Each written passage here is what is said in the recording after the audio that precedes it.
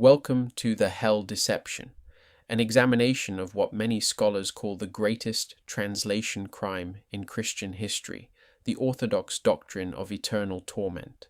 Throughout this presentation, we will challenge what most have been taught about hell and make a case for the infinite power of divine sovereignty. The question we must ask is this: did the translators of our modern Bibles faithfully render the original Greek and Hebrew texts, or did theological bias corrupt their work? The evidence, as we will see, is overwhelming. The cross of Christ stands at the center of this debate. Orthodox theology places eternal torment on one side of the scales and the sacrifice of Christ on the other, and declares that human free will can outweigh the infinite atonement. But a corrected view tells a different story. The cross is of infinite weight, and no human refusal can ultimately tip the scales against it. God's sovereignty does not bend to the creature. The question is not whether man will accept or reject, but whether the Creator of all things accomplishes what he purposes, and Scripture declares that his purpose is the reconciliation of all. Turning to the Old Testament, we encounter what theologians call the silence of the ancients. Across thousands of years of biblical history, from Adam to Abraham, from Moses to the prophets, there is no mention of eternal torment as a punishment for sin.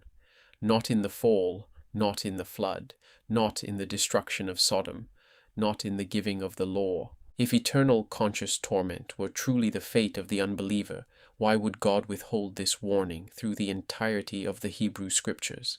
The silence is deafening, and it is theologically significant. To understand the deception, we must examine the original words themselves. 4 distinct terms have all been collapsed into the single English word hell, a translation choice with enormous consequences. Sheol is the Hebrew term for the grave, the unseen realm of the dead, a place of silence and stillness with no hint of torment. Hades is its Greek equivalent, also simply the realm of the dead. Gehenna refers to the Valley of Hinnom, a literal geographical location outside Jerusalem, and Tartarus appears only once in Scripture, referencing a place of restraint for fallen angels. These 4 words are not synonyms. Collapsing them into hell is not translation, it is theological manipulation. The Valley of Hinnom, known in Greek as Gehenna, was a real place. Located just outside the walls of Jerusalem, it served as the city's garbage dump and crematorium. Bodies of criminals and refuse were burned there continuously. When Jesus used the word Gehenna, his Jewish audience understood exactly what he meant: the rubbish heap outside the city. Gehenna was not a metaphor for an eternal spiritual realm. It was a warning about temporal earthly judgment, the fate of those rejected by the community, their bodies cast outside the city walls. One of the most critical mistranslations in the entire New Testament involves the Greek word aionios, typically rendered eternal or everlasting, but aionios does not mean eternal, it means age-lasting, pertaining to an eon, a long but bounded period of time. The eons are God's appointed ages of history, long seasons with a beginning and an end. Ionian punishment, then, is punishment belonging to an age, not punishment without end. The confusion of these 2 concepts has had catastrophic theological consequences. Scripture itself says that Christ will reign until he has put all enemies under his feet, and then he will hand the kingdom back to the Father, that God may be all in all. This is not the language of endless division. It is the language of completion. Another key to understanding the New Testament is recognizing the divide between 2 distinct ministries. Jesus ministered primarily to Israel, addressing the earthly kingdom, the covenantal promises, and the judgments of the age. His warnings about Gehenna were directed at a specific audience in a specific covenantal context.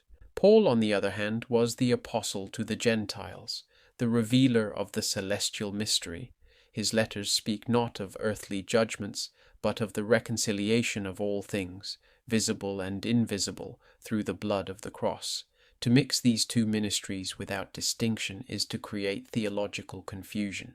2 passages frequently cited in support of eternal torment are Matthew 25 and Luke 16, but both require careful contextual reading.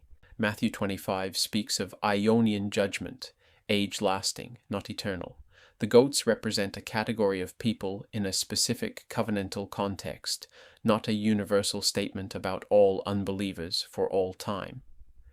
Luke 16, the story of the rich man and Lazarus, is a parable using imagery drawn from Jewish tradition, not a literal geography of the afterlife. Context is not optional in biblical interpretation. Stripping these passages from their literary and historical setting produces a theology their authors never intended. The second death, described in the book of Revelation as the lake of fire, is frequently equated with eternal torment, but a careful reading reveals a three-stage process. The first death is physical death, the mortality inherited from Adam. The lake of fire is the second death, a purifying, corrective judgment. And then, at the end of the eons, death itself is abolished. Even the lake of fire is temporary, for death and Hades are cast into it, and ultimately death is no more. If the lake of fire were truly eternal and conscious torment, how could death itself be cast into it? The imagery points not to endless suffering, but to a final, decisive purification. Slide 10 introduces us to Theos as the divine subjector. This is perhaps the most challenging concept for those raised in a tradition of human free will. Scripture presents God not merely as a reactor to human choice, but as the sovereign controller of human will, historical events, and even the temporary presence of evil in the world. The gears of history turn because God turns them.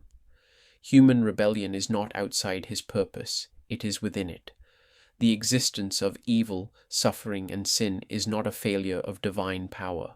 It is the necessary contrast that produces, in the fullness of the eons, a creation that knows and loves God from the depths of experience rather than mere innocence. The Hebrew root meanings of two contrasting biblical concepts illuminate our study: the heavens and the serpent. The word for heavens in Hebrew, shamayim, carries the idea of height, of reaching upward. The serpent, nachash, carries the idea of that which is low, which deceives, which beguiles. These are not merely physical descriptions, they are spiritual archetypes. The trajectory of God's redemptive plan is the elevation of creation from the serpentine condition of the fall, deception, corruption, death, to the heavenly condition of glory, truth, and life. The contrast is not permanent. The serpent does not win. The contrast activation curve presents a profound theological insight. Capacity to love and appreciate God does not develop in a vacuum. It requires contrast. An innocent creation, untested by suffering or sin, cannot know the depth of God's grace in the way that a creation rescued from the depths of ruin can. The curve traces the journey, from innocence, through the fall, through suffering and judgment, through encounter with the cross, and ultimately to perfected love and bliss. The eons of pain are not the destination, they are the path, and the path leads somewhere glorious. The Ambassador's Protocol reframes Romans 13 through the lens of Paul's own identity as an ambassador of a heavenly kingdom, residing temporarily in a host country. An ambassador does not become a citizen of the host country.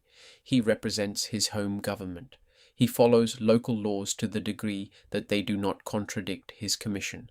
The grace of Christ is his supreme authority. This framework liberates believers from blind obedience and grounds their civic conduct in a higher allegiance. We now come to what may be the most stunning theological insight of the entire presentation: the divine strategy of concealment. God deliberately concealed the full scope of his redemptive plan, the reconciliation of all things, until the appointed time of its unveiling through the Apostle Paul. Why concealment? Because if the rulers of this age had known, they would not have crucified the Lord of glory. The cross, the instrument of universal reconciliation, required ignorance to be accomplished. The mystery was hidden in God before the ages began. And now it is revealed. All things, in heaven and on earth, are to be reconciled through the blood of the cross. The trial of orthodoxy contrasts two types of unbelievers: the worldly unbeliever and the religious unbeliever. The worldly unbeliever, honest about his rejection, stands in a different position before grace than the religious unbeliever who claims the name of God while denying the power of his sovereignty and the completeness of his salvation. The verdict is striking. The religious unbeliever, the one who limits the cross, who insists that God's love can be ultimately defeated by human will, may stand in greater condemnation than the one who never claimed belief at all. This is a sobering call to theological humility. We arrive now at the grand unification, the culminating theological vision of this entire presentation. Scripture, rightly translated and rightly divided, points to a single destination for all of creation: universal reconciliation with God through Christ by the power of the cross. This is not universalism in the liberal sense. It does not deny judgment, consequence, or the reality of the lake of fire. It affirms all of these, but it insists that they are means, not ends. The end, the telos, the goal, is that God will be all in all. Every knee will bow, every tongue will confess, and this will not be coerced submission. It will be the joyful, purified acknowledgement of every creature that has passed through the refining fire of divine love. And so we come to the end of the eons. 1 Corinthians 15, verses 22 and 28. For as in Adam all die, so also in Christ shall all be made alive, that God may be all in all. This is the great hope. This is the hidden mystery now revealed, not the eternal screaming of billions in a lake of fire, but the ultimate triumph of the Lamb, whose sacrifice was sufficient, whose love is sovereign, and whose purpose cannot fail. Rest in this. The God who subjected creation to futility and hope has purposed its full and final redemption. He will not fail. He cannot fail, for he is all in all.